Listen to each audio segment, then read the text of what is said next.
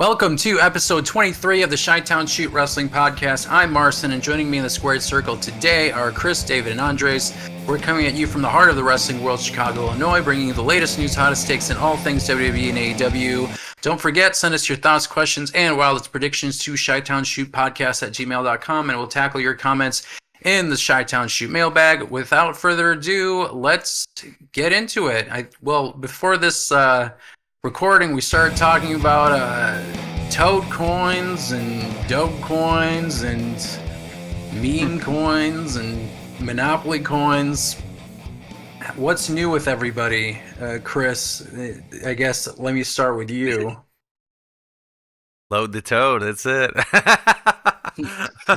Yeah, do you want to explain to viewers what that means, loading the toad? Because it's that a might meme be sexual. coin. Oh, that's well. Who? First of all, who would use "load the toad" as a sexual innuendo? What is that? What is that a sexual innuendo for? Excuse me, what the hell is your toad? I don't know, but pump and dump is an actual word in meme in the coin world, isn't it? And it's also sexual, so that's what I'm saying. True. Yeah, just been messing with crypto. And you went to a concert recently? Which concert did you go to? It was, the headline was two wonderful family-friendly names bands. Things that we can't say on YouTube unless we get demonetized. Right. With the money we're not earning. You can read my shirt if you're watching a video, but I'm not gonna say it. Mm-hmm. Something that is unalived. Yes. Fetuses. Fetus. Let's just say it was a bunch of death metal bands, and it was a good time at the Concord Music Hall. Nice. What about you, David? What's new with you? Nothing. Same old. You got Best Buy gig, right? You started seasonal. How's that going? Nobody knows where I work. I'm Batman. Mm-hmm. Yeah. But yeah, no, I'm there. And I told everybody that knew me from the past cycle that we met at a Scott Steiner meet and greet. Nice. I was like, don't say we met at 319. Say we were at a convention waiting in line to meet Scott Steiner. That's a good one. What about you, Andres? What's new with you? Took on a second job. Just some front desk, easy work at my local gym. Nice. For some extra Dogecoin, so. Gotta hustle. Yeah. Dogecoin, whatever. So yeah. That's about it though. Just kind of doing it for the seasonal too, How are you settling into your new house? Good. It's very good. I like it. I love the neighborhood actually. I'm starting to discover the restaurants and stuff like that, and cool. All the shopping areas and stuff. So it's good. Loving it. Is it like a walkable, or do you have to use your car to get around? I actually have to use my car, but it's like a 2-minute drive, so it's not bad. To get to everything, really, it's pretty close by. So. Sweet. Yeah. Well, gentlemen, we can start off with the first segment, and we always do some kind of news story. And today's news story revolves around interview with Seth Rollins. This is also from Fightful Select because I like to go with people who are reputable. He had an interview and he talks about how we're currently in an era of baby faces and we're missing some good heels. And I'll first read what he said and then we can break it out into a conversation. But Seth, as we all know, has played both a babyface and a heel in WWE. Currently, he is being a babyface, and he's feuding with Bronson Reed. That's been pretty entertaining. Rollins won at Crown Jewel. And in his interview, he said, some of our bigger booms have been with face champions. You look at the last 4 years, Roman Reigns has been the guy, the tribal chief, and he's been the biggest heel. Right now we're riding with Cody Rhodes, and we're sort of in this era of baby faces. You have guys like myself, Cody, Randy Orton, Sami Zayn, and Roman back as a babyface. You have this era where everything is clicking and people are loving so much of what is going on. I'm looking around and thinking, we're missing some good heels around here. The business is cyclical, and you have to ride the waves given to you and figure out how to make the most money you can off of that. You look at guys like Hogan, Bret Hart, Shawn Michaels, Bruno Sammartino. A lot of the biggest box offices have been built on top baby faces. But I want to pose this question because this is, I think, the main point to extract from this conversation is how the WWE currently is missing big heels in the company. David, do you agree with that sentiment? Why or why not? I mean, I think they're in the process of building them. I think they lost a couple of their heels just from the fact that they're such great heels that, you know, now they're beloved baby faces. Mm-hmm. But yeah, I think like I mean Gunther's doing a great job, like despite, you know, he gets like a positive reaction, but I think he does a good job at like, you know, trying to heal it up. Yeah.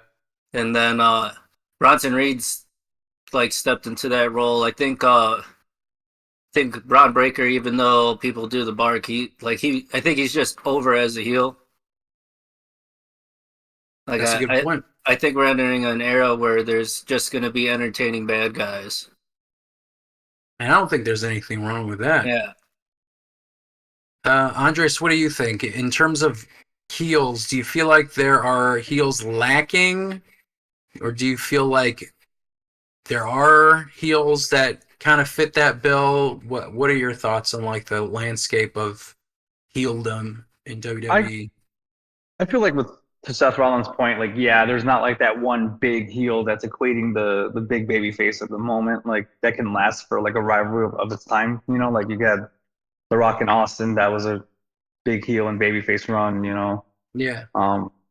stuff like that. But like yeah, I think right now WWE's kind of developing good heels right now. Like to David's point, like Gunther's doing a good job, Braun Breaker's doing a great job. I think Austin Creed is kind of developing, becoming a heel too. That's interesting to see. Yeah. Especially with him being such a good guy for so long, and like you know where are they going to take that and stuff. So I do think yeah, WWE is kind of missing that like really bad guy, like a Triple H equivalence kind of thing. Mm-hmm. So, Yeah. but I definitely think that time should be coming though. Yeah, I mean, I'm kind of assessing the current crop, and I feel like they have good heels. I mean, they Mhm.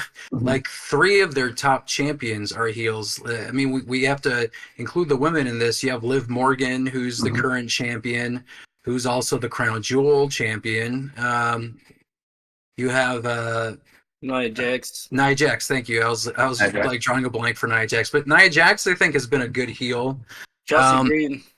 Chelsea Green. I mean, yeah, She's a at top great heel. bases, and you also mentioned Gunther. I mean, that's true. Like Gunther, I think has been doing great, and his type of heel is very unique in the sense it like he can kind of pull off that type of heel. It's like very just like professional, like athlete, like I don't know how to describe it. A German guy, like just really good. Like it's Austrian. just yeah, Austrian. Thank you. Yeah, it's just kind of it's given like I don't know, like 1940s vibe. no, well, no, no,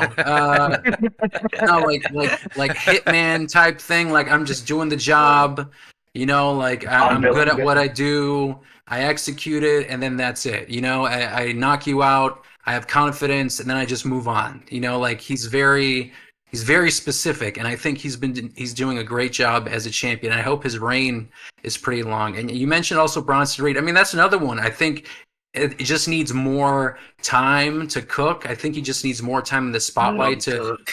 look like Roman Reigns. I mean, Roman Reigns was like the biggest heel. I was gonna say Trump. Triple H was a generational heel. And I mean, like Vince McMahon, I guess, has been kind of like that person that was kind of top heel too throughout the generations. But right now, I guess it is kind of missing that like cultural, like just super like bad guy that can also like sell out buildings. Like I don't know if I mean I'm sure people go in to see Gunther, but I just feel like it's not like you see Roman Reigns on a ticket and you can guarantee that that is one of the reasons why they sell out certain arenas just because Roman Reigns is on the card, you know. So I don't know if we have that kind of person right now. There are a bunch of people that I feel like are lined up that could meet that moment. I feel like Dominic Mysterio has an opportunity just because he does have that nuclear heat. I feel like they got to just push him and give him some kind of, you know, either the Intercontinental or hell, throw him in the championship title thing, you know, like Give him the he's strap. give him the strap. I mean, he's one of those guys that again, we'll talk about promo work. It's not like he's the best promo person, but he does have nuclear heat, and there's a conversation to be had about, what what makes a superstar. But yeah, what about you, Chris? What do you think in terms of heels in the WWE? Do you feel like it's lacking? Do you what are your thoughts and prospects on it currently in the future? I don't think it's lacking. I think all the talent is there. I think it's just a matter of direction, because you can make like a Bray Wyatt or Bray, Jesus Christ, freaking name. Bo Dallas. I was gonna say Bo Bice. Bo Bice. That's American Idol. Uncle Howdy. Like you can get somebody like that with the right direction, like maybe dial back a few things to be that person, He's an example. If you added MJF, for instance, like I mean, he's definitely a guy within the industry that can do something like that, I think. And I think he's proven enough, at least on the AEW side, that a lot of people would go to just see him regardless, whether it's a Dynamite or something. So they would always advertise him on front. So I think the industry, at least like the more mainstream stuff, there's a lot of good heels there. It's just a matter of implementing them. And just a side tangent, I think AEW has a face problem, I think, as far as any like prominent faces. So it's just kind of interesting. But yeah, I mean, I think heels are there. It's just a matter of just like putting them in the right program. I agree. I mean, looking at the roster while you guys were talking, I mean, yeah, Finn Balor, JD McDonough, but I feel like tag teams, you can't really center them if you're talking about like top heels in the company. I mean, Kevin Owens, I feel like is returning back to that kind of like heat that you want in a heel, and I feel like his current feud with Randy Orton is reaching those levels that I hope they can reach, because I'm thoroughly entertained by their current feud, and it seems like it's going to bring back the punt kick, which I will be thoroughly enjoying when it comes back. There's a lot of head moves, and I feel like there's a lot of I think teasing of the punt kick coming back, but for we'll see Orton. about that. For Orton, yeah.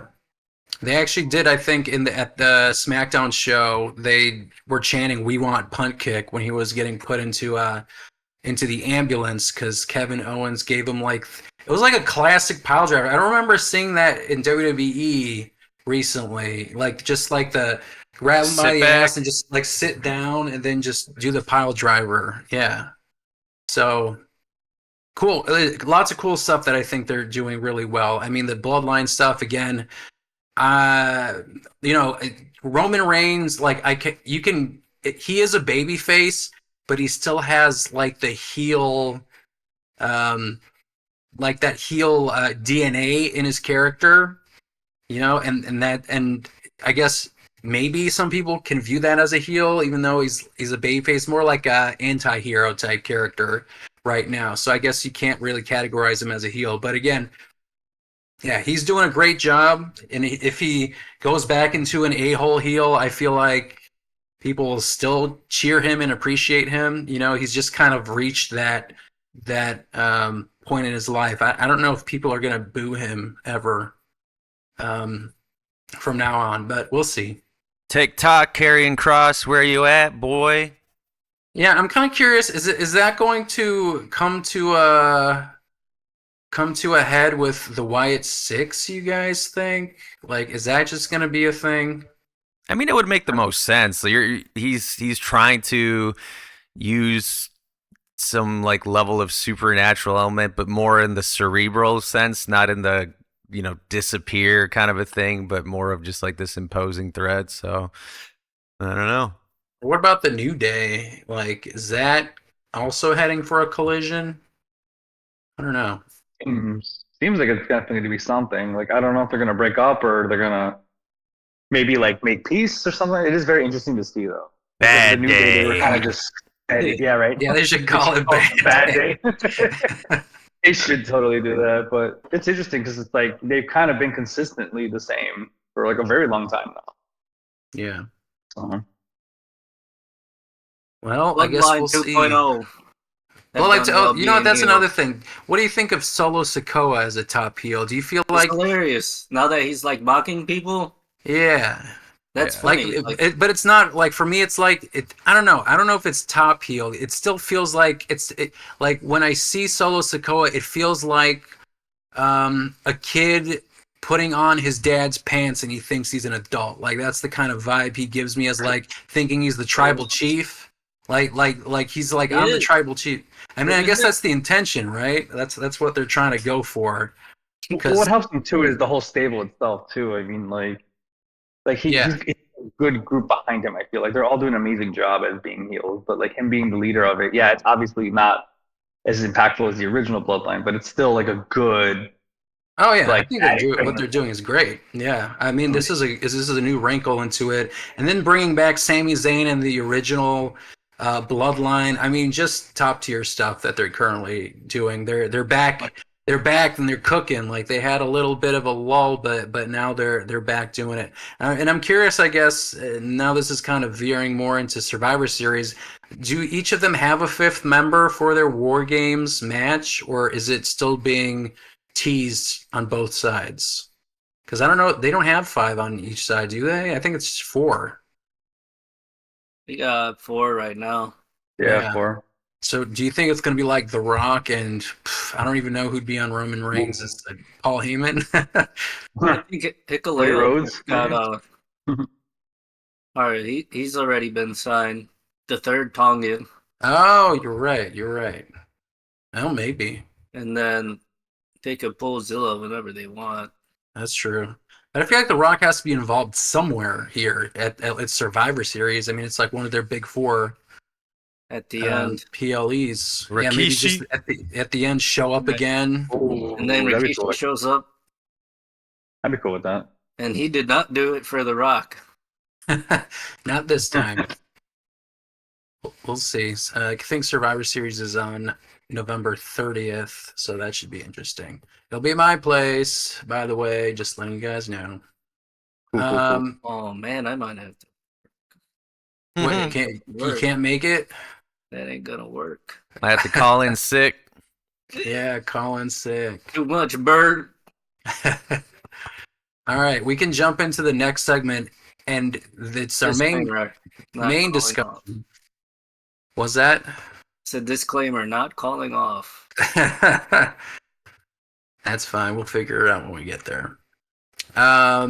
So our main discussion is for this episode is the importance of promos and mic skills in pro wrestling, and I feel like a lot of people would consider promo skills are an important part of a package when it makes a wrestler. You can think of the people who transcend the business and who are superstars that are above and beyond. They all have charisma, good mic skills, whatever you want to call it. The Rock, John Cena, Stone Cold Steve Austin, Hulk Hogan. I mean, all of these people have charisma. They have good promo skills and mic skills, regardless of, whether sometimes it's coherent or not. You still got charisma and you sound good on the mic. And I have a bunch of questions that I want to, elicit discussion and we can go around and I'll pick and choose because I have a number of categories that I picked in because I feel like this is another one that we can revisit because it's such a massive topic. I'll try and hone in on certain frameworks, and then we can revisit this topic again in the future and focus on a different aspect. But who do you feel like? What is the first promo do you remember that you really connected with, and how did it make you feel, and why do you think it stuck with you? And I guess David, I could start with you. Oh no, not me for this one. Pick someone else first. Chris. I mean, most recent, I would say the one that really just kind of etched it into my mind was the CM Punk one because it was just like watching Raw, but then it was just like he did the whole sit down thing. He didn't know what was happening. John Cena was through a table. And you're like, oh, okay. Then he looks in the camera and it says all these things. They cut off his mic and all that stuff. You're like, oh, shit's going down. And it was like at that perfect moment of just like where the wrestling was pretty sanitized. It was very like kid friendly kind of a thing vibe. And he just kind of came in and kind of wrecking balled it by saying all these things. So it was a, you could feel the change and you knew that it was taking it somewhere the second you kind of heard it. So you were just like, all right, here's the ride. Let's see where it goes. Definitely that CM Punk promo. The pipe bomb.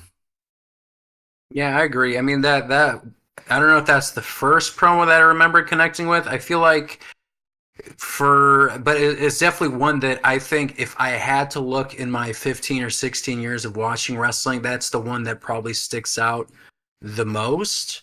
If we go back a little earlier, I think it's just the promo work that Shawn Michaels cut in general, like his mic skills. I think his conversation, like when he was feuding with the Undertaker. I mean, they had some really great back and forths in their feud, and like just the way that Shawn Michaels delivers his promo, it just doesn't sound like it's scripted. It just sounds like he's talking like a normal person. Like you are a suspension of disbelief.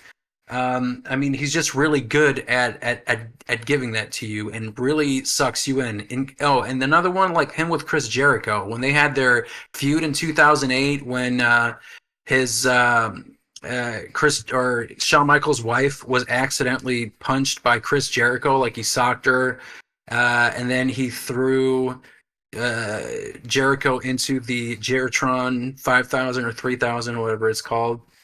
I mean, that's another like legendary series of promo works. I mean, like those first 4 years, so 6, 7, 8, and 9, I'd say if I'm thinking of a promo person, like Shawn Michaels was taking the cake all those 4 years that first 4 years that I came back.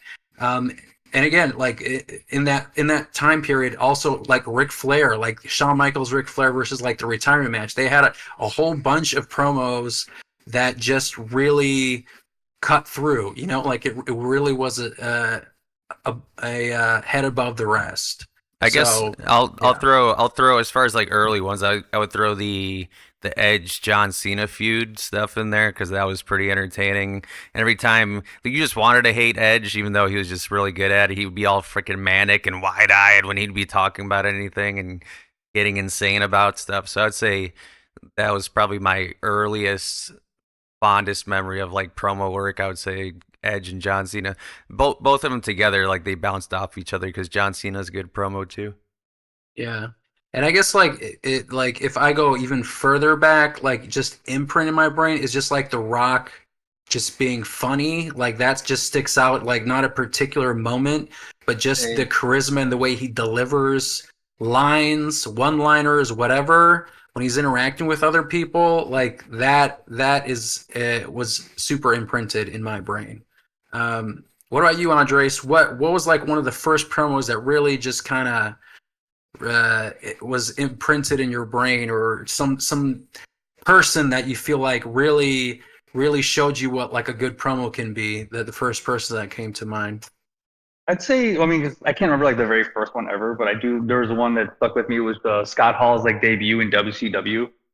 when he came in, like he was breaking the fourth wall because he was like saying like, you know who I am, but you don't know why I'm here.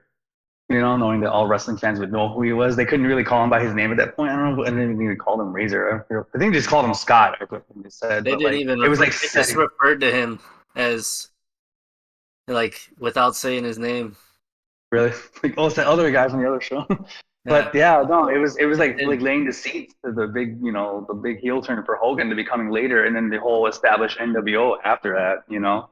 But I do remember like that promo was like, damn, this is like a big deal because you're seeing like, you know, the two biggest companies on television at the time, and they're crossing boundaries at this point, you know. That's a good one. All right, David. Mm. Now that you're stewing in it, do you have one for us? so like I started like right after Royal Rumble 2000. So like like to go back to what you were saying, like just remembering how like funny The Rock used to be, or like even still is. Definitely have to go with Jericho too. Like just like how he would mess up Chris Benoit's name, or just like little things like that to make fun of whoever he was going against. Yeah, And Chris then Jericho's like good. one thing that I like really remember was like when Foley lost to Triple H, and like he had like he went all crazy, and then he was just like he had to bring out Cactus Jack, and like Triple H is like they're showing the flashback to like when that happened in '97, and then just Mhm. like Triple H like losing his whole like his face going white, just like Yeah. Yeah, his hair's so going like everywhere. Oh so no. like from that like I've always like thought like Cactus Jack just meant like Danger Time. That's a good one. All right, I'm gonna move on to another question here, and I guess this one kind of ties into people like The Rock and Shawn Michaels because I feel like they are, I think, two different kinds of promos. So some wrestlers rely on catchphrases while others focus on storytelling. Which approach do you guys think has a bigger impact on a character's legacy and why? Do you feel Mm. like catchphrases like make the man, or do you feel like other ones that kind of focus on storytelling? Because like Steve Austin, The Rock, Hulk Hogan, they all have their catchphrases. I mean, a lot of people have catchphrases, but sometimes certain wrestlers over rely on the catchphrases, and other people don't have the catchphrases, but their promo work, the way that they tell a story, you know, just really sells it to the crowd. You know, there's some wrestlers that can get over with a catchphrase, and there are other people who can get a crowd over just because they're just really good at telling that story. Um, so what do you think has a bigger impact on a character? To your example with Shawn Michaels, I was thinking because I was actually thinking right now, like, yeah, he's got a couple catchphrases, obviously that correlate with, obviously with DX and stuff. But like, if I look back, like, if you look at all, he's got a lot of big stories to tell. Like, he's got obviously they carried over with the Montreal screw job. You know, they carried with his rivalry with Hulk Hogan. There was a lot of great promos in there, but there was a great story being told as well. Um, but his return to wrestling too. Like, there was a lot of like story driven base. I think it's what make more carries your legacy as a wrestler. I would say, like, yeah, promos are one thing, and that's for like the gimmicky stuff. That's for like, you know, sales and stuff to help, you know, sell it and stuff like that. But I would say storytelling is probably more impactful to like a legacy of a wrestler.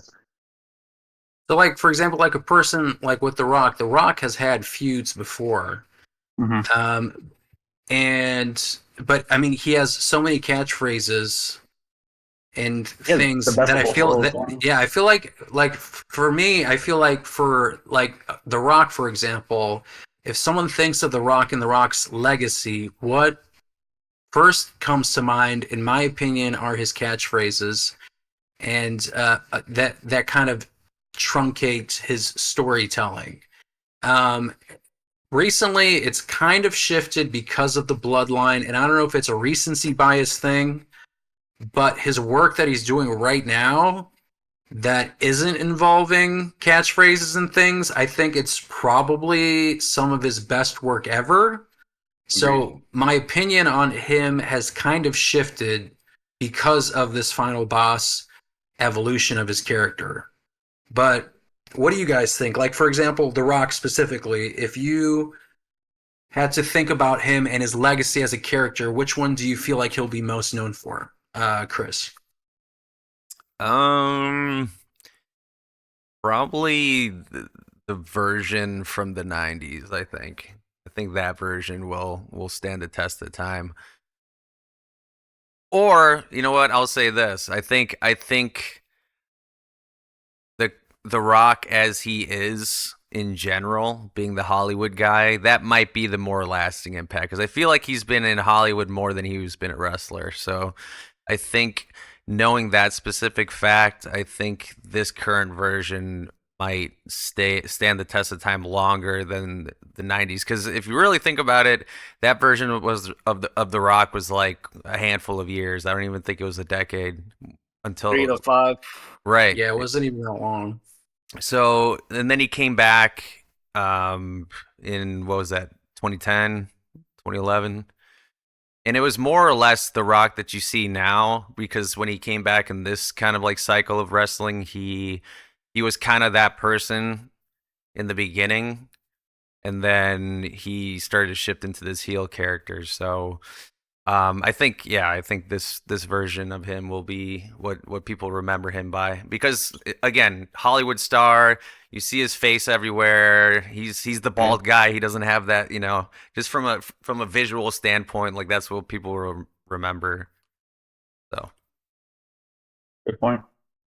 David, what do you think about The Rock and what his legacy is? What do you think he'll be more remembered for?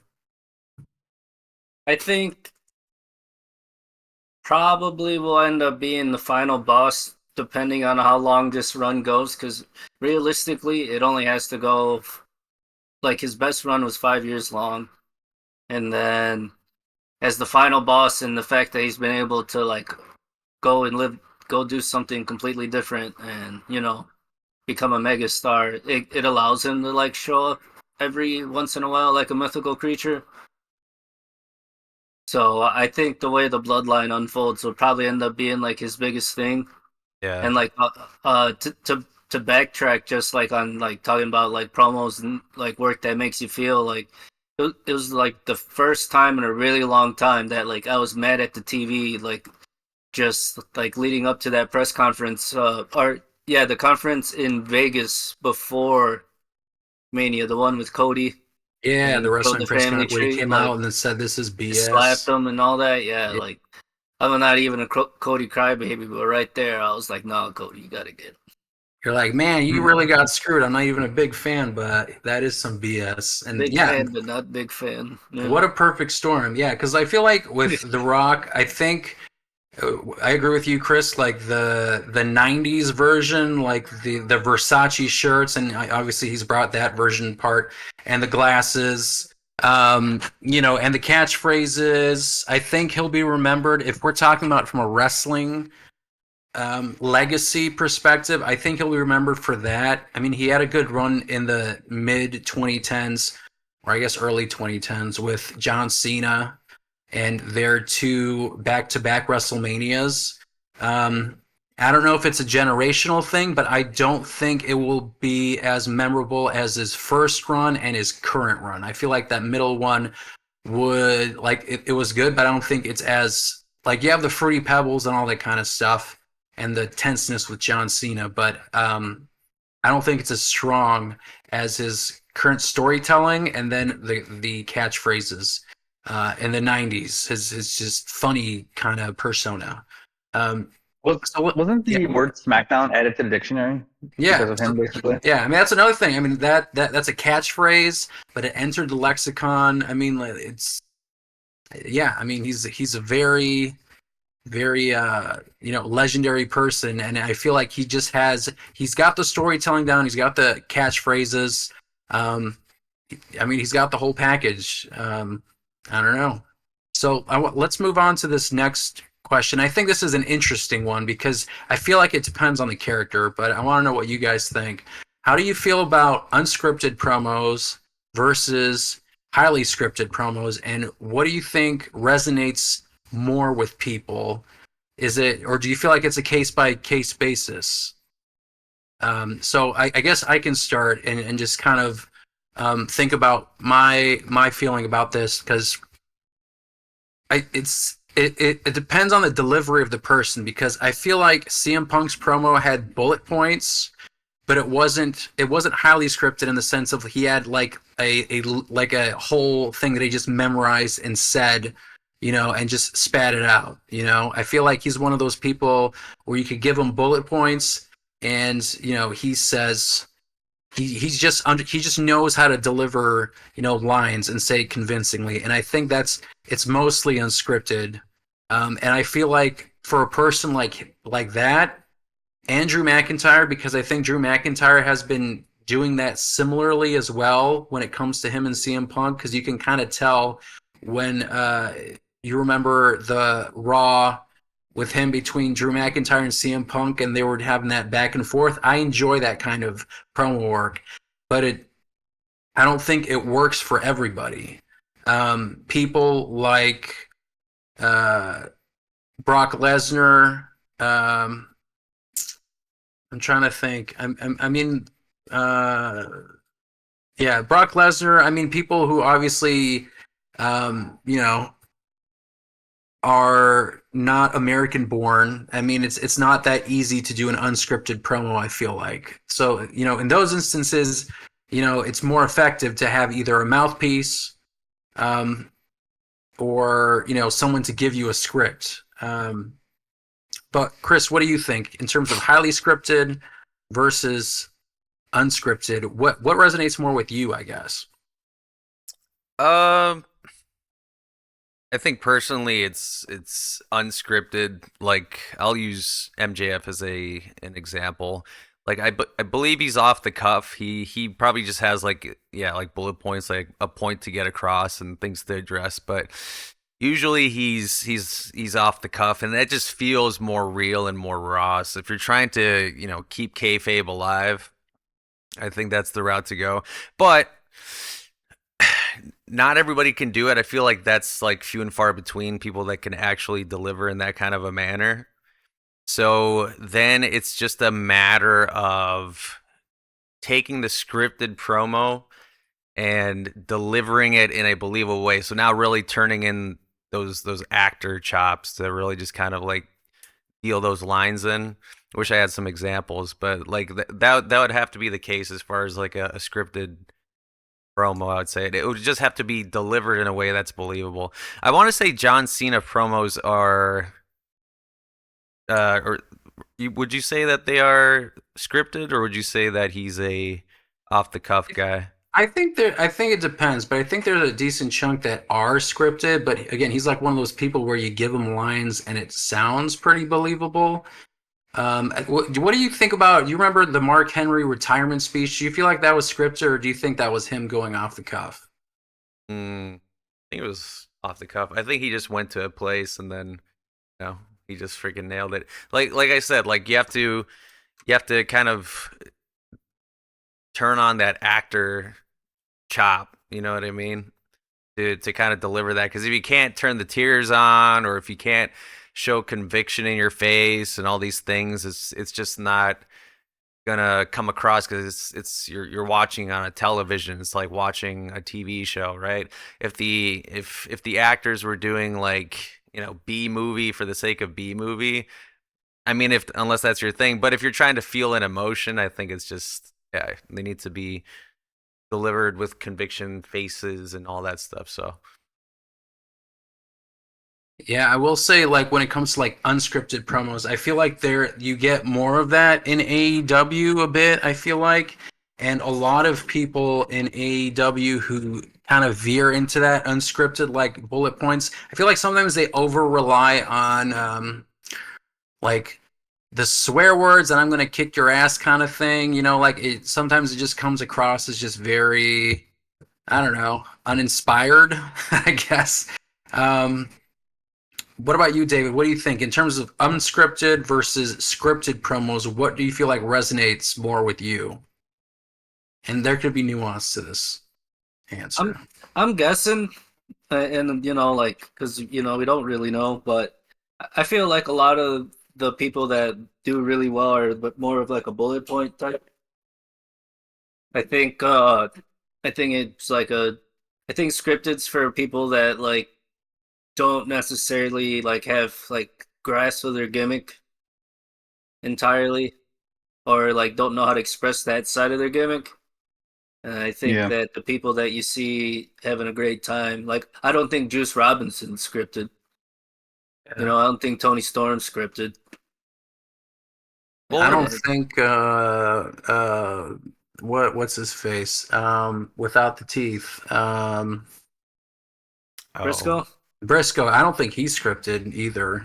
He Yeah. seems like he's pretty off, and he's really good. I think at promo work. If that is unscripted, and if it is scripted, he can make it believable. He's good at it. Yeah. Now, people who have writers, like The Rock has a writer, and Mercedes Moné has a writer. I mean, does that mean that their promos specifically are scripted, or is it like, you know what I I mean, mean?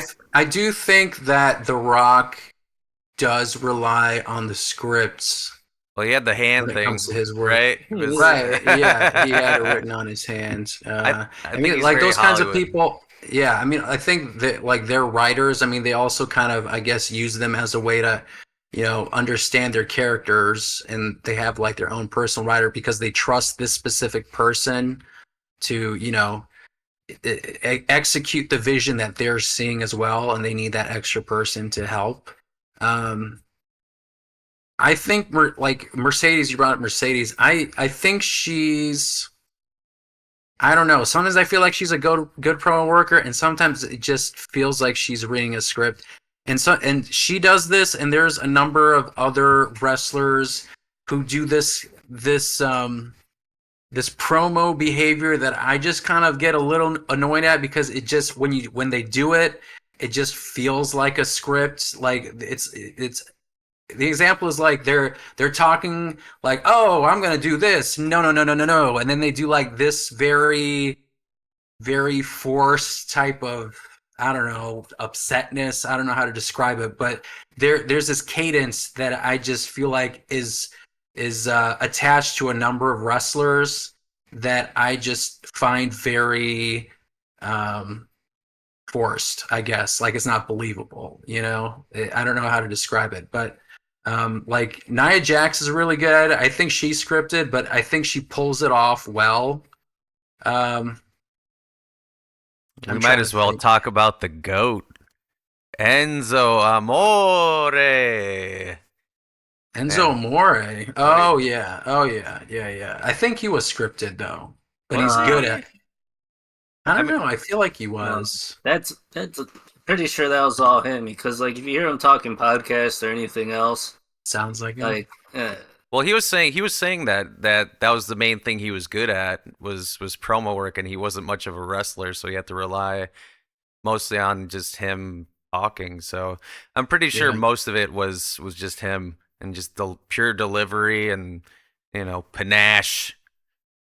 So, Yeah, I mean, like I mean, I wish his career went a different way, and he wasn't an a-hole in certain respects. Because when he debuted with Big Cass, I really thought that he was gonna be like the next big thing, because he gave off that kind of character that people did resonate with, and unfortunately, it was like, rising star and then burned super quick. I feel like, Mac I mean, Talker, Skywalker. yeah, he's living his gimmick, bro. he sure Can't be is. mad You at just that. don't you just don't write that shit. Smack Talker, Yeah. Skywalker. You don't write that shit in a script. He also spent a lot of time with Dusty, so it's like, if that's who he already was, you throw Southern Dusty Rhodes charm. on top of that, and it's like, there you go. Just be yourself, enough. baby. So here's one that I feel like we can get some more discussion out of, and it's which wrestler do you think had all the potential in the world but were held back by poor mic skills, and how do you feel like they could have improved or overcome this? Now, I'll tell you someone who initially didn't have good mic skills, and that was Brock Lesnar, and that's why they gave him uh, a mouthpiece in Paul Heyman. I mean that when we talk about like someone who can like just make their character work, and even though they had shortcomings with their promo work, Brock Lesnar is a great example at that. I feel like when they gave him when he came back in 2012, I think it was, and they started implementing the sit-down interviews, kind of like a UFC style, just having him just it felt like it was off-the-cuff conversations that really elevated, like I feel like his mic skill work, and then it just kept rolling for him. Then he was just good at talking on the microphone because he was just basically being himself, and I think that really benefited him. But I mean, in terms of wrestlers who had all the potential in the world but are held back by poor mic skills, I mean, I feel like you could name a number of people who are, super flippy type people who, they're flashy and nice to look at, but if you if there isn't anything beyond that character, or if you give them a microphone, I don't know if it's going to go anywhere beyond that. I guess you could mention Ricochet for one example. Yeah, that was like off the top of my head. That's what I was thinking of. Just say his name. Yeah, I was gonna say, just say his name, dude. Yeah, you're like, I'm thinking of some flippy people. I don't know. Yeah. First opponent's a microphone. Yeah. So, I mean, that person comes to mind. I'm also thinking, I mean, Austin Theory, I think Austin Theory is getting there, but I felt like he was also kind of, it just felt like generic heel. Like I don't think he hasn't reached a point where I can see him be like a top person. I still feel like his promo work, it's giving generic for me. I like his current evolution where it's a little more comedic. With his tag team, but previously when like Vince McMahon was trying to push him, I felt like he was still kind of held back because the character wasn't giving what I think it should be giving. You might as well throw Roman Reigns in that first version of him. Yeah. I mean, Big dog. I'll say that he was also a person who, and again, I guess it was just a matter of he said restrictions. And his the script that he was given, because he was like the steaming pile or whatever, suffering succotash stuff, like he was just given a crap hand for himself. And then again, another person who was just basically himself and was elevated by that. Who else? Who do you guys think like looks great, is great, but maybe is held back by their promo skills to go any farther? Chris, do you have any other one besides Ricochet? Bobby Lashley. At least like when it was like still Umaga and like Donald Trump era Bobby Lashley. Like that version I think was a lot of small talk, but he was like a big dude. He had the look, he had the presence, but he just didn't have the mic skills. Yeah. So what about you, David? I know I just said Ricochet, and that was probably a lot of people's mind, but do you feel like there's another wrestler that you feel like has it, but this might be kind of holding them back? Great Khali. I don't really feel it anymore. But at one point I thought Jack Perry, but the Scapegoat has definitely helped him out. Oh in yeah. like that New Japan venture. So, but yeah, other than that, I don't think I could really give it to anybody. I feel like even on like the TNA level, NXT level, and slightly lower, that like a lot of these guys really are doing like their part in putting a promo out there. Yeah. Andres, do you have any thoughts about like people who you feel like are being held back by their Yeah, bike skills? I can go super far back. I go with probably like Lex Luger. Like he was a guy who was like had an amazing physique. Company really pushed him to be like the top guy. But his Yeah. promo work was just like he was just like a regular dude. He wasn't like he didn't really stand out with his personality. He was just amazing physique, decent wrestler, I guess, for that Yeah. era. But his mic skills were just like bland.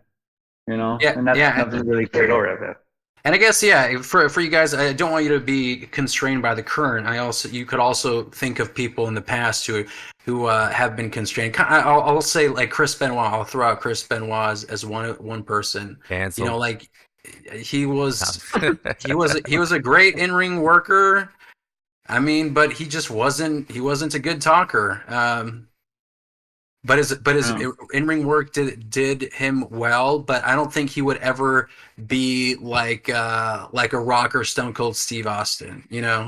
I this might be a little controversial, but I feel like Bret Hart, again, good in-ring skills, but I don't think he is like, in terms of like the mic skills. I don't know. I don't think he's at the top if we're talking about promo work. I think he's done some promos that I think were like impassioned, especially when he was like, upset or bitter at somebody. In his promo work when he was doing the Canada stuff, the USA versus Canada era. All his promo work with Shawn Michaels. I mean, other than that, I just feel like a lot of his stuff isn't as, I guess, enthralling, if you want to say, like, if you compare him to like a CM Punk or a Shawn Michaels, you know what I mean? I actually would But, agree. yeah. Huh. But But I again, I would guess also go like for him, Shawn. it didn't hold him back because he's like an 8-time champion, and a Canadian hero. But yeah, You could throw Ultimate Warrior in there where it's so bad it's good though. Like exactly. he's Yeah. spewing nonsense, but the nonsense is just like it's his delivery of the nonsense that made it good. But that's one. Then I'll tell you that I think he is a good promo worker because he's very confident in the delivery of his garbage. And sometimes Yeah. when you Yeah. make loud noises, you just really hype people up. Like again, like Scott Steiner and Man, the Steiner Math. Put the rocket fuel in the spaceship. Like Steiner Math, is that a great promo? I mean, I guess it could be legendary because it's so memeable now. Is it objectively a good promo? I Oh, don't Scott know. Steiner. Yeah, and Steiner Math. 9 days a Well, week, but there's only 7 days a week. I'm Big Booty Daddy. So, I would throw in Batista in that same thing though. Like I don't know. Like Blue I think Batista was golden maybe though. maybe early Batista, but like later Batista, like when he came back and he was doing the whole like he's in a wheelchair and I'm gonna get what I want and stuff. He was great. I gotta say, like he really came into his own with his heel Batista. But I guess when he was like a baby face, yeah, I could see it. Like wasn't like groundbreaking, but Mhm. um. I'm trying to think who else. Shayna Baszler. yeah. Like good, Ronda good. Rousey.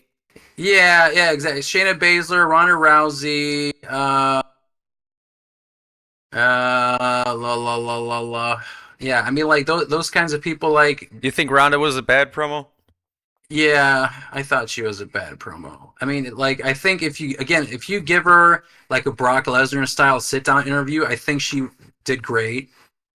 But yeah, I think she needs like backstage vignettes that are, recorded and you could be edited. And some people do really well in that. I mean, like pre-recorded promos. I'm thinking Mick Foley. I'm thinking even like more recently the Cody Rhodes versus Roman Reigns, like at the football stadium. Like it wasn't even. Did you call it a vignette? I mean, it felt like an episode of some kind of show, right? Like an evolution of the promo, like that.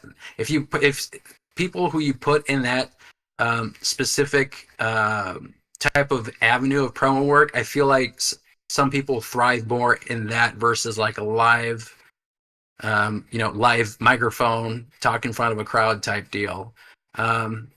Natalia is another one. I think she's not that great at mic work either.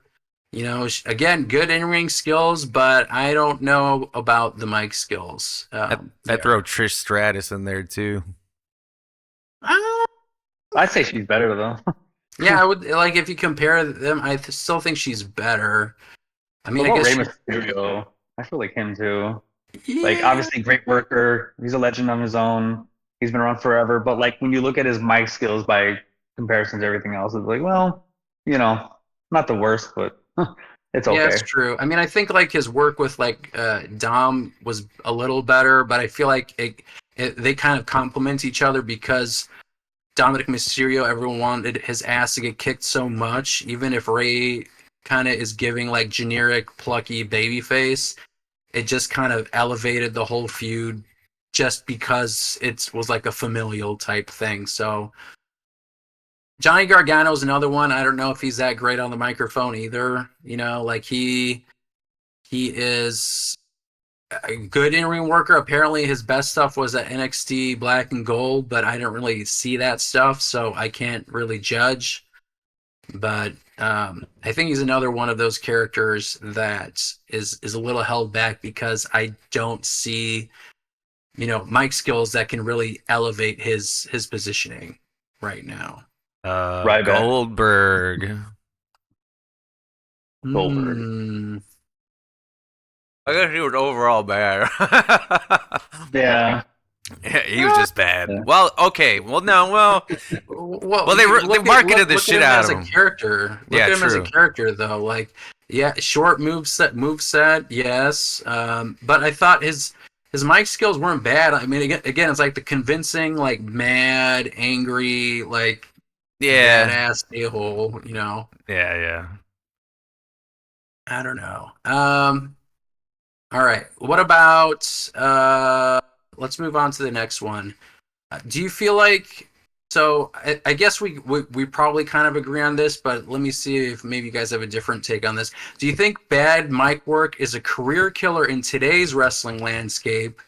And I'm talking AEW, WWE, New Japan, all that. Or can wrestlers overcome it with strong ring skills or other strengths? Is it a career killer for some people? I guess Chris or David, since you spoke up first. I think that on a scale of 1 to 10, if it's under a 7, it's a killer. I think that there's a handful of wrestlers that can get away with it because of how good they are, and and their segments kind of play like as transitional pieces, in the sense of just like they're usually action based. Or like very short break out into a brawl or just something like that. Yeah. And I think that like those type of moments and keeping them in those type of situations kind of keeps them like good in this type of wrestling climate. Yeah, I mean, I agree with that. I think there is a sliding scale of acceptable promo work. I feel like if you're passable enough and you're a great in-ring worker, I'll say Bret Hart again, or even I guess I could say Chris Benoit. Like your in-ring skills are so good and believable, and your mic work, it's not terrible. It's just okay. You can get over that hump to be like a champion or someone that people can get behind. You're right, Andres. I could even put like, Rey Mysterio behind that too, because I do sometimes feel like his delivery does feel like generic plucky baby face type person, like he's reading off a script sometimes. But it's like just good enough, yeah. Yeah, I mean, but like again, his character, like he was like one of the first people to have that look in America that really resonated with people. His in-ring skills, all that, I feel like really pushed him beyond just like relying on mic skills, So that's a good point. Chris, what do you think? Do you feel like a bad mic work is a career killer in today's landscape? Can folks overcome it and be a superstar? I think it's overall presentation that matters. I think it needs to be a little bit of A, a little bit of B. So just the overall package, I think, is what matters.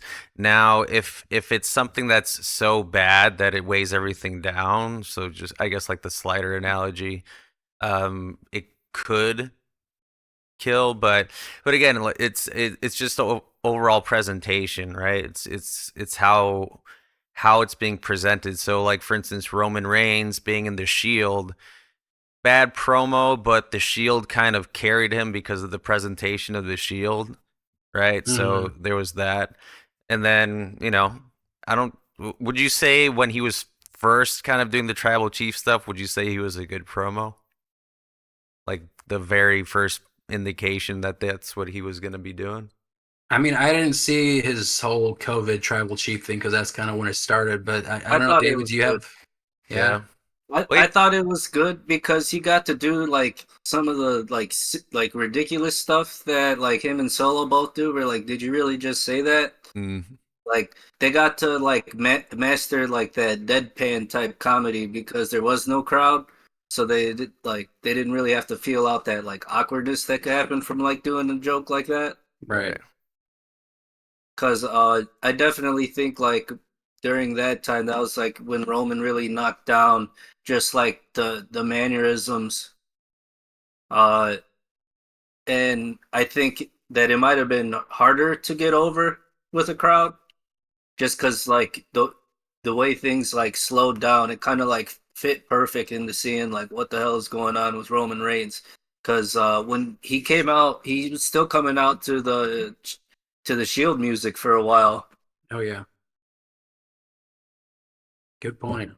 Yeah, so I would say it's overall package. I think it's always Yeah. about the entire presentation of the wrestler, and if something is lacking so hard, I think most people would sniff it out because there's plenty of people that maybe they don't have a good promo, but yeah, they just overall presentation is very good.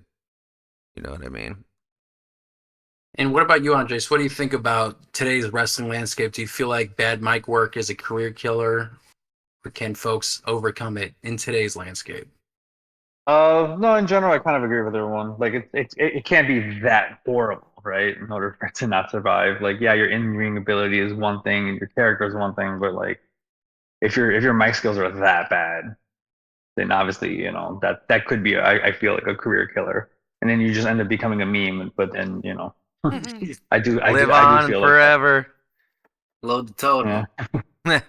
By the Then way, now you're shitting on Bret forever. Hart a lot tonight, so I feel like he's gonna call us out probably. He just He's like looks his those name up clowns. on the internet every day. Yeah. It's gonna pop up. Take a shot of maple, you'll be all right.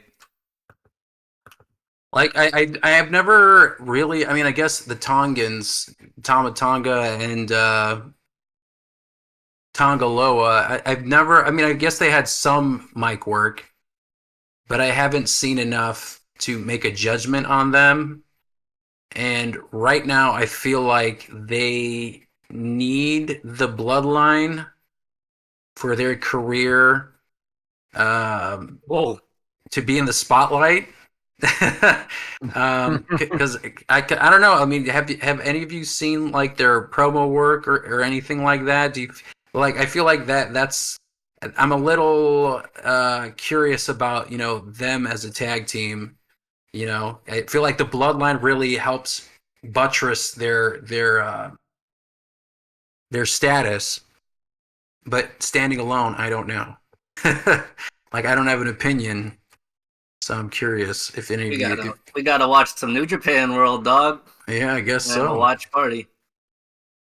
Yeah, like Jacob Fatu. I mean, I've seen his stuff like before he joined. That guy can talk, and obviously they're kind of holding off on really unleashing him. I feel like right now he's doing this, praying and being that backup kind of, kind of giving like a Batista enforcer type person.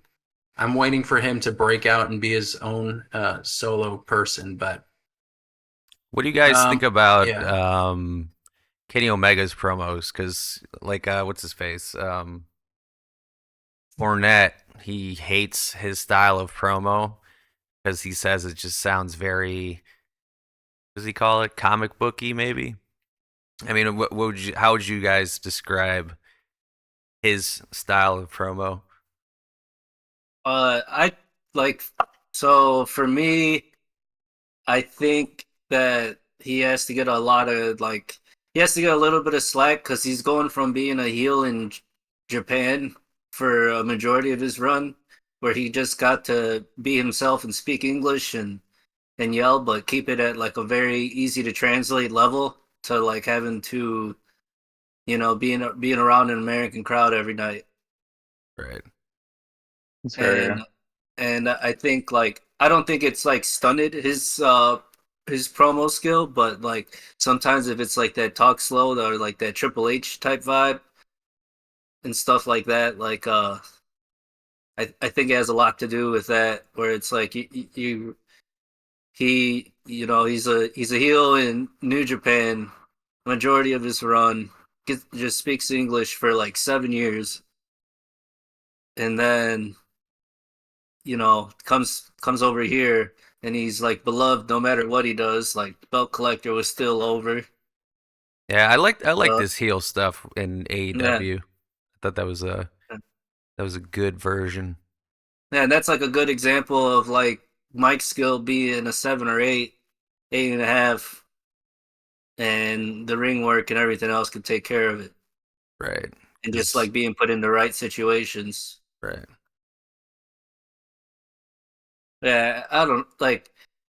I think that Jim Cornette often forgets that most American wrestlers, if they're over 30 years old, they probably didn't get their chops in the United States. Well, here's Right. another question because we're kind of using this Western framework. Like, it'd be very interesting to see in like the East more specifically, or I guess even Europe, but more specifically the East, like how do they perceive a promo in New Japan and DDT and all those places? And does it even matter for them to be Mhm. over in that environment? I think that'd be an interesting to kind of explore, you know, That'd I be think, for another episode. But yeah, well, Jack Perry got a lot of the scapegoat chops while in New Japan, so think it's just like finding a way to make it work for you. Yeah. And I think that a lot of people think Kenny Omega's something that he's not. Like in terms of like heel, Hmm. like Yeah. I he's mean, just some guy that ran around with Bullet Club. He yeah. wasn't Ric Flair freaking slapping himself in the head and bragging about the great life. Hmm. Yeah. I don't have too many thoughts on like Kenny Omega. I just haven't seen enough mic work from him to really have an opinion on him. I'd But say I I think would he's say cool. if you're gonna listen to any of it, I would do all the Will Ospreay stuff in Japan. I thought those were good back and forths. Yeah. And I feel like Jim Cornette, I mean, I think he's just kind of reverts to like he likes crapping on some things just because it's funny and it's not necessarily the truth and where he's Picking being that, honest. He just likes taking the piss out of a lot of people. He enjoys it. And obviously, I think he has a little bit of audience capture because his audience enjoys him crapping on like AEW, for example, so he knows where his bread is buttered. Right. So I yeah. feel like there's a certain level of that in his analysis. So I enjoy listening to it because of that, because it's funny and sometimes it makes it laugh, but I wouldn't take it seriously, um, in my opinion. So we're approaching the end, and I just want to, I guess, ask one more question. Um, what promo do you guys think changed a character's trajectory the most? And did it elevate the character? What happened? What do you think? What promo do you think changed the character's trajectory? So it could be, turned a heel into a face. It redefined a feud. It made a B plus player turn into an A list person? Do you guys have one in mind that you can think of? I'm trying to think. I mean, promo. I mean, I don't know about promo, but I think it's a series of just because I feel like a lot of the times it's not always. There are some people that say, like, for example, like Stone Cold Steve Austin, they say the Austin 316 promo like changed him like overnight, or that's kind of like the legend, or that's how it's been recorded. But I don't know if that's necessarily true. I feel like a lot of these characters, it's like a series of just segments that just continue to build their character. I'll bring up like Daniel Bryan or Bryan Danielson as one of those people in that WrestleMania 30, you know, that whole yes movement, you know, like it was a series of segments that he's involved with in, and I think he's a really good promo person, personally, because again, he gives one of those like just very, you know, no BS kind of like it feels real when he's talking, in my opinion. And it's a series of segments that you see over a period of time, and for him it was like that year, as 2013, I think, that just really defined him. um Again, it's the delivery, it's listening to the audience, because I think when you're doing promo work, it involves a lot of listening to the crowd, understanding how to react to them. You're not just, you know, reading off a script. It's a whole bunch of things, you know. um and obviously the one that sticks out the most, I think, you know, when it was like on the, well, he did a lot of good stuff on the SmackDown, the Smack Talk, Talking Smack. There was a lot of good stuff there, but I'll just focus on, like, for me, his trajectory in terms of like B plus player to like A list person was the WrestleMania 30 season. But Chris, do you have someone who you feel like had a trajectory and then went up? Mm, I actually thought of another one, but I'll let you respond. you're saying they already had a trajectory? Uh, no, not necessarily. I mean, they could have. You could say, like, you know, like the promo work that it could be one segment, it could be a series of them that change their trajectory, you know, like a story, and but it's their promo work that changed their trajectory. Um, Yeah. can you think of someone who got kind of like defined by, you know, a moment or a series of moments that kind of made them, you know, even better?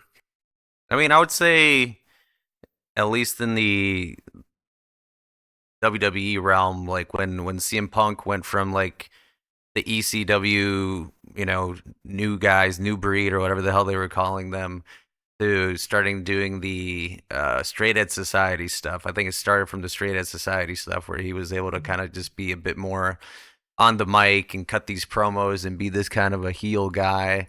And then everything from there on out, leading all the way up till, you know, the pipe bomb, which was a couple of years. I feel, what was that, like 2 3 Yeah, years? it was like 2000. It was like 2 years because it was 2009, and it was basically like feuds with Jeff Hardy, feuds with Chris Jericho, the whole Nexus thing that he was Yeah, involved with too, and then the pipe bomb was right after that.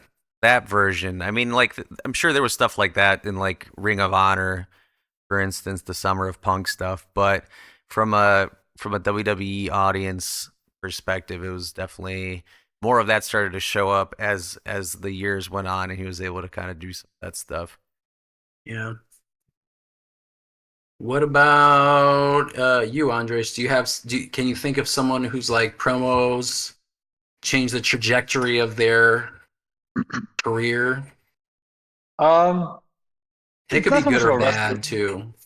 Okay, I was gonna say there was that one that I think it was in 2001, the Survivor Series, where it was the invasion angle, where like Paul Heyman was like, it was just him and Vince McMahon in the ring, and Paul Heyman was basically like just talking to Vince, and like I don't even think it was scripted. Like I think he was just like basically telling him how he actually felt about him as a person, because he was like how like his family like was in the business and how Vince has taken things around and like how he screwed so many people over and he's costed a lot of people like their homes and like money and just how much of a scumbag he is and like it was just so like passionate of Paul Heyman how he was. It was like damn, like you couldn't help but like believe him too at the same time too, and that kind of like it was a big secret back then that like Vince McMahon actually was like the owner of ECW, but like at the time, when you heard that story, and then obviously now where we are now, it's like it kind of always stuck with me even back then too, just like how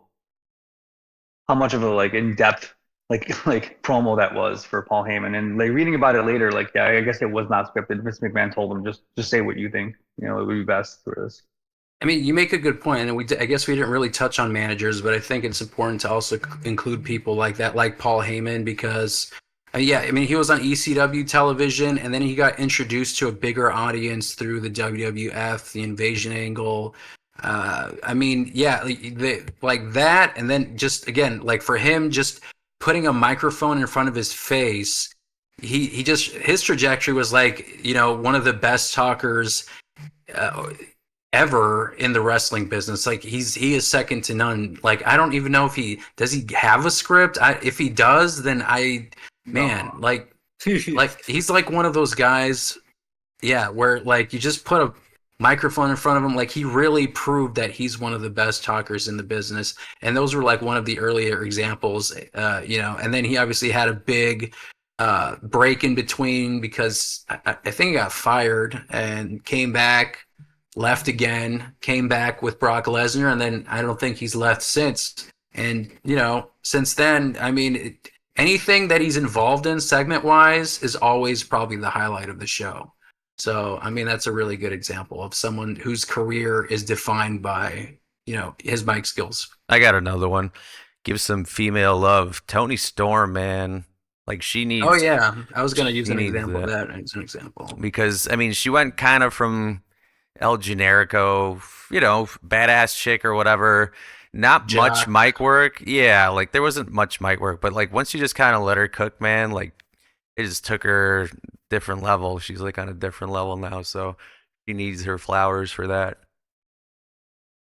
No, that's a good one. I was gonna use it for for someone who defined their their promo work. I mean, like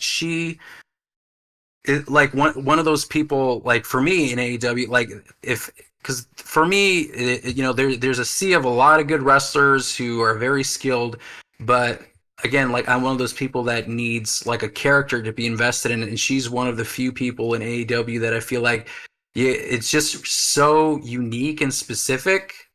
I mean, I don't know what Toni Storm is doing right now. I guess she's on vacation after that loss to Mariah May, but yeah, she's also good. I think also just giving Mariah May time to just be champion and just kind of let her character do her thing rather than being just the fangirl. I think she's really good at being this like femme fatale, Yeah, I mean, I think she's still okay. I feel like when we were talking about people who are like sevens, I think she kind of revolves around that.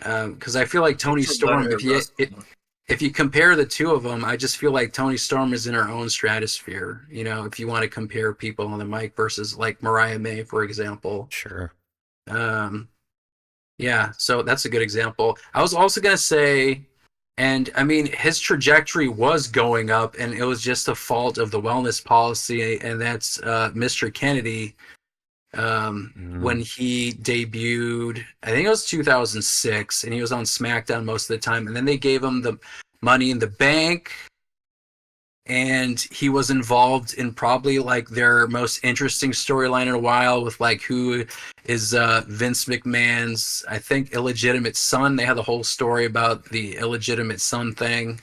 And then it was supposed to be him, and then he had a wellness policy violation, and then he just never recovered from that. But he was like one of those people, like his entrance was unique. He came down. Yeah, exactly. That was the illegitimate son, was fucking Hornswoggle. Way to take a dump on that.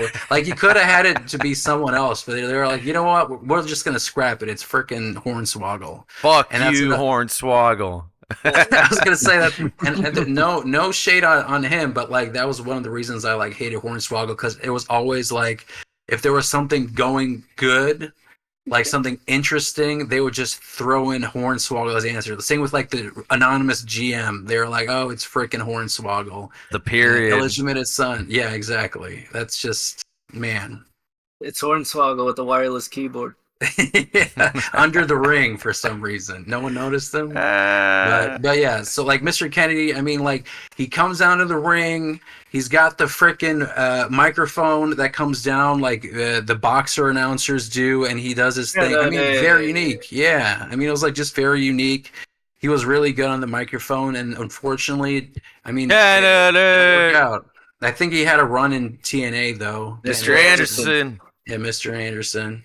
But it just wasn't the same. I mean, like he had his career there, but you know, it just kind of sucks that he had it. He got blue balled in his career in WWE.